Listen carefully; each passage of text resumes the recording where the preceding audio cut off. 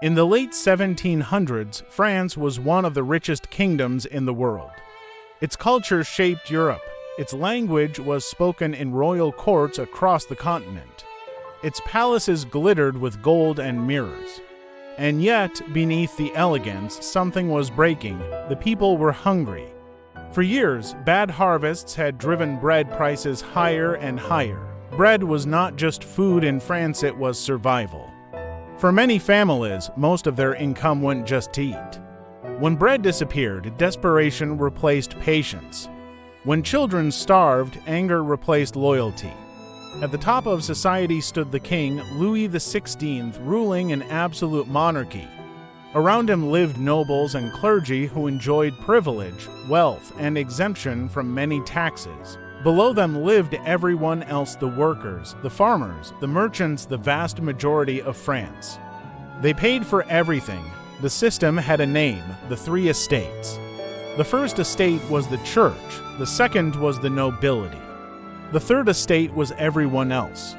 Nearly the entire population belonged to the third estate, yet they had almost no political power and they were tired of it. France was also deeply in debt. Wars, including support for the American Revolution, had drained the treasury. The government was bankrupt but still tried to tax the poor instead of the wealthy. The injustice was obvious. Ideas began to spread. Writers and philosophers talked about rights, liberty, and equality. People began asking dangerous questions. Why should birth determine destiny? Why should a king rule by divine right? Why should privilege exist at all? The monarchy tried to fix the crisis by calling a meeting of representatives from all three estates in 1789. Instead of solving the problem, it opened the floodgates. The third estate realized they were the majority and they declared themselves the true voice of the nation. Soon after, tension erupted into action. On July 14, 1789, a crowd in Paris stormed a fortress prison known as the Bastille. It held few prisoners, but symbolized royal authority and oppression. When it fell, the message was clear: the king's power was no longer absolute. The French Revolution had begun. At first, hope filled the air. The monarchy weakened. Feudal privileges were abolished. A declaration of the rights of man proclaimed liberty and equality. The people believed they were building a new world. But revolutions rarely stayed gentle. Fear grew.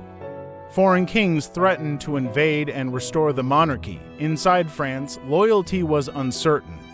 Who supported the revolution? Who secretly opposed it? Suspicion spread quickly, and suspicion is dangerous fuel. The king himself tried to flee. He was caught. Trust shattered overnight. If the king was willing to abandon the nation, then the nation no longer needed a king. In 1793, Louis XVI was executed by guillotine. The blade fell, and with it fell centuries of monarchy. The execution changed everything. The revolution became more radical.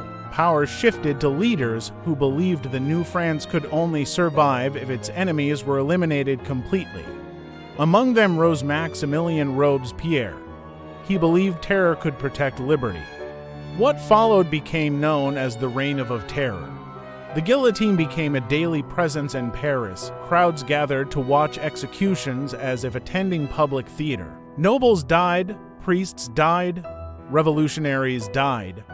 Even ordinary citizens accused by neighbors died. Guilt no longer required proof, only suspicion. Thousands were executed, many more imprisoned. The revolution that began with justice now ran on fear. People whispered instead of speaking. Friends watched friends carefully. Survival depended on silence. And then the revolution turned inward. Robespierre himself was accused of tyranny.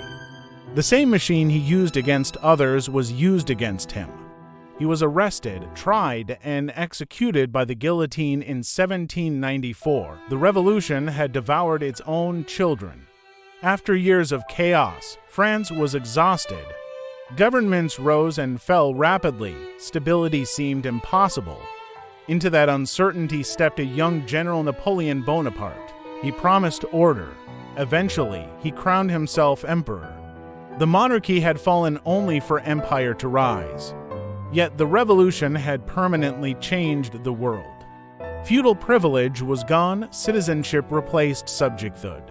Ideas of rights and equality spread across continents. The French Revolution was both triumph and tragedy. It proved that ordinary people could reshape history, but also showed how quickly hope can become violence when fear takes control. It began with bread shortages and unfair taxes, and ended by redefining politics forever. The blade of the guillotine cut down a king, but it also cut away illusions. Power belongs to the people, but people are human, and human passions can build freedom or destroy it. That is why the French Revolution still matters. It is a story of hope, equality, blood, and consequence. A reminder that changing the world is easier than controlling what comes next. And once a revolution begins, no one, not even its creators, can truly command its course.